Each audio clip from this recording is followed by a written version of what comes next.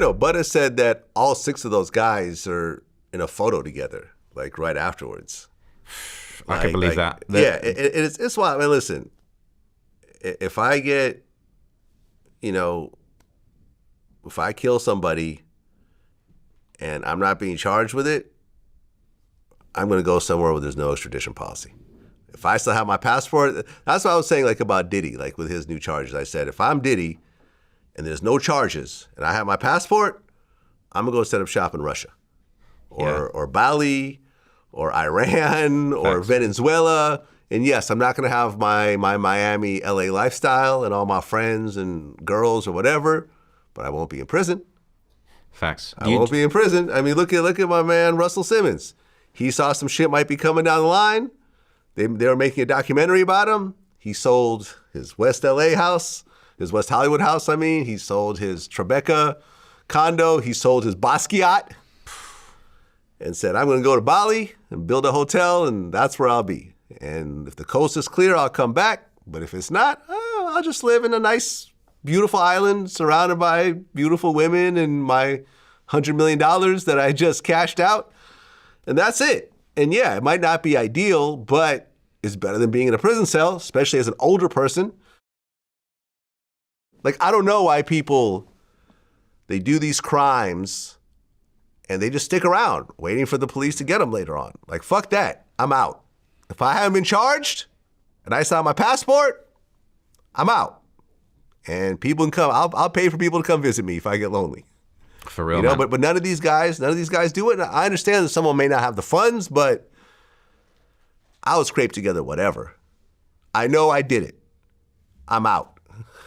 I know I did it. Yes, I could say that I didn't do it, and according to the courts, but in my own mind, if I know that I did it, and there's probably cameras around, I'm out. And that'll just be my life, somewhere else, some other country. I'll learn the language, I'll get adapted, I'll YouTube from over there, like, come extradite me. Do you know about the UK rapper Suspect? Have you ever heard about his story? Mm-mm. So I did a long 4-hour piece about him in February, and he's a crazy story. So he's a British UK drill rapper who basically was involved with his gang, they're called Active Gang, in 2 murders, stabbings in 2019. And there were 6 guys involved in the case. It's really interesting. So 2 of them went to Somalia, and they got away with these 2 men. They'd never been found. 2 guys got away. 2 of them, one of the young guys just got caught straight away. One of them was trying to get a fake passport to fly to Egypt. He got caught. He got life. But Suspect and this guy S. Wavy, who was involved in these murders with him, they flew to France and then to Kenya, right? And so Suspect set up a whole new life in Kenya. He wasn't really a rapper before these murders, but he caught these bodies, fled to Kenya, hiding out. No one knew where he was. And then he started rapping, and he had body doubles in the UK recording videos. He's making all this demonic drill music about, I stabbed this guy, the knife went through his chest and out his back, like dark stuff, calling himself the Grim Reaper of Agar Grove, right? Going super viral. He was like King Von in the UK, so that's what was going on, right? He was hiding out in Kenya for over, I think it was maybe like 18 months, 2 years-ish. He'd built a whole new life for himself. He'd found a woman, got married, had a child in Kenya. Wow. Built this whole lifestyle for himself. But the craziest thing, right? 2 of the guys went to Somalia, and a lot of these guys were Somali. It's like a Somali gang. He didn't realize there's an extradition treaty between Kenya and the UK. Yeah. And for a long time, nobody knew where he was. They didn't know he was in Kenya, but he got a little bit, he never showed his face. He got a little bit cocky, started doing a face reveal. He was on Instagram Live, dissing people, showing off his apartment, pictures of him in the kitchen with 2 fingers up saying that's how many bodies he's got. 1 more body, I'll get a UAV on some Call of Duty shit. But the craziest thing is, he started posting these pictures and they go viral on Reddit, and people are like, I recognize that plug socket and that oven and those tiles. That looks like my auntie's spot in Kenya. That looks like Mombasa, Kenya. People start putting it together, and within a few months of that, they caught him. The DCI Kenya got hold of him, extradited him back to the UK, got, I think, 24 years in jail. But 2 of them went to Somalia, never been seen again. But he got cocky, went to Kenya, didn't even realize he could get extradited. But that's, like you're saying, some people got the foresight to get the hell out. Some people don't leave. Some people, they just go where they feel like it, and they think they're never going to get caught. But that's a crazy story. You know, if you're ever interested in some UK kind of history, like, he was like the Von of the UK for a minute. But that's a mad story.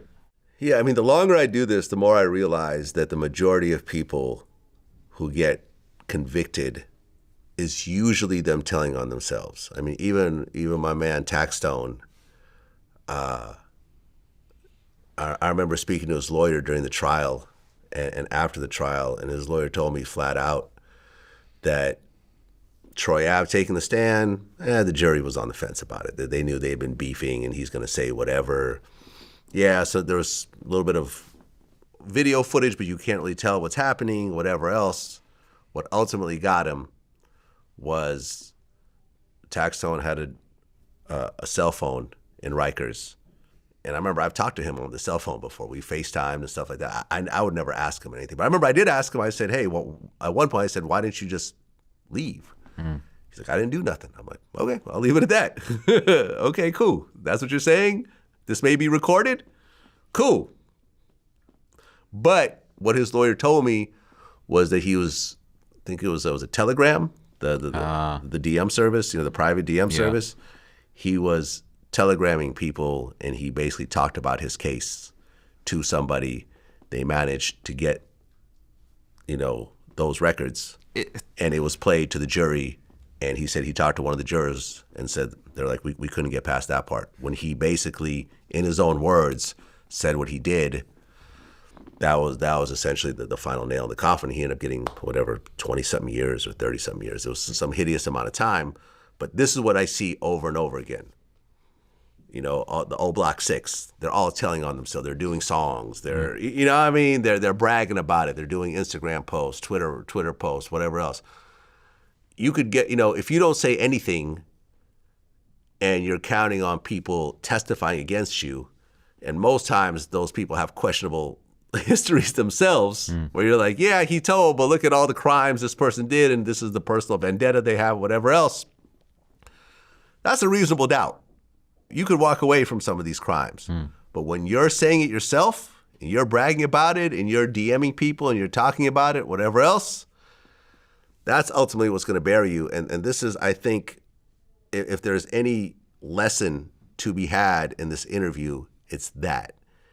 If you're doing crimes actively on any level, you shouldn't be rapping. You shouldn't be on social media. You shouldn't be talking about it. You shouldn't be doing interviews. You shouldn't be doing videos. You should, at that point, listen, you got away with it. The price that you pay for that is you're going to have to be silent about it for the rest of your life if you want to continue to have your freedom. But most people, they can't seem to grasp that concept. They still they want to do it, and they also want to be famous for it. They want to get the clout for it. They want to get the likes. They want to get the girls. They want to get the whatever. And look, I mean, if Vaughn didn't have the history he had, would Dirk have put him, under his shoulder? Probably not. So yeah, they see people like Vaughn and they see this level of success and they, look, if I do this, then this will happen. But these stories always seem to end badly. And like I said, I wish I got to interview King Von. I like his music as well. I understand that, when it comes to killing, it's not always cut and dry.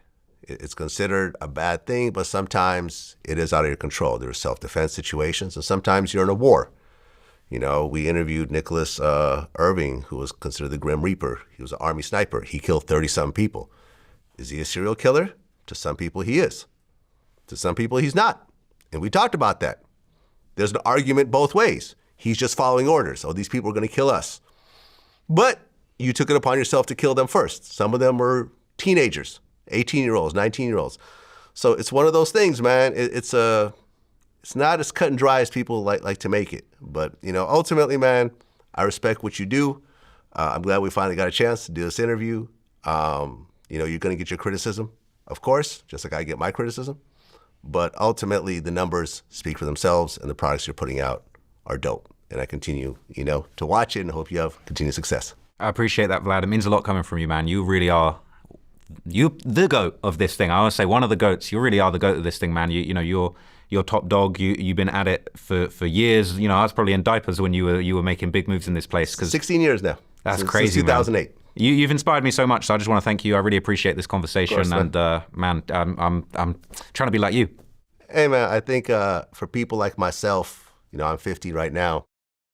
We put this stuff out to inspire the next generation.